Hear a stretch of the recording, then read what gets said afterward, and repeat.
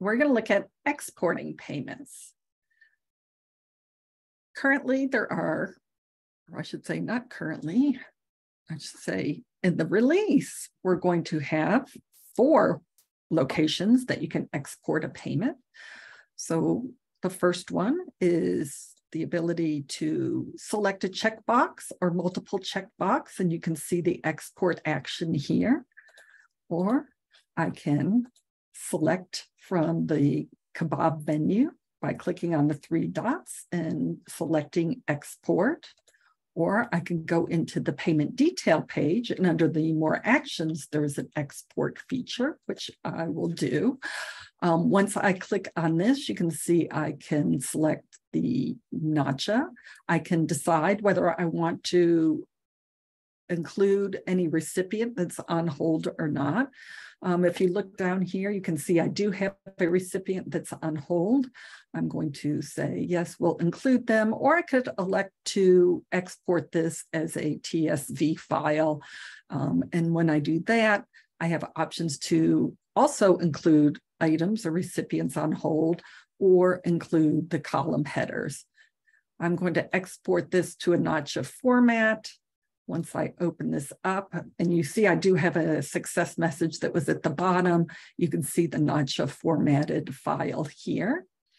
You can see my file name is exported results _ NACHA, and then a system generated number here. So I'm going to click off that. Now I can do this again, and I should have opened that, but I'll open the next one, which I will export into a tab separated. I'm going to include the column headers and include the recipient on hold. I'm going to export. So here you see a .tsv, and here the file name is exported results, and instead of ACH, it says tab separated, but it also has a system generated number there. Maybe a little bit hard to see how this exports, but I do have all my recipients, and this last one hold here would be Polly here, who I decided to include in the file, even though they were on hold.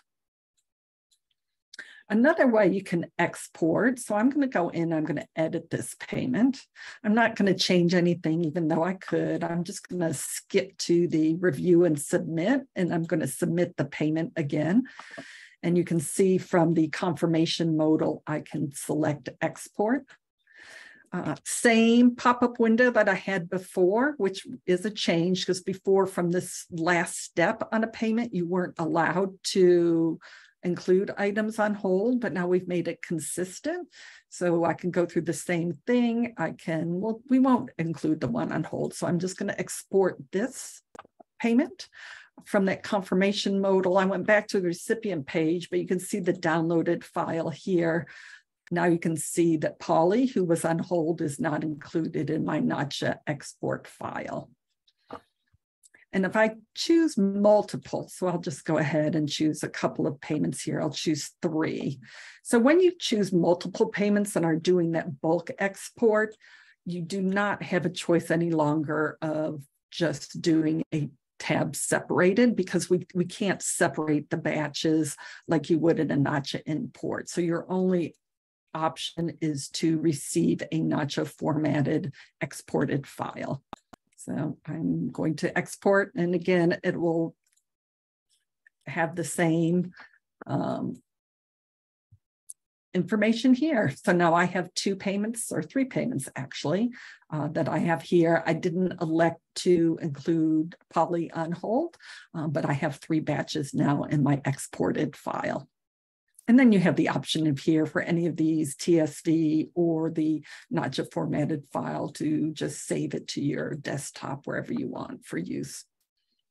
And that is the export feature.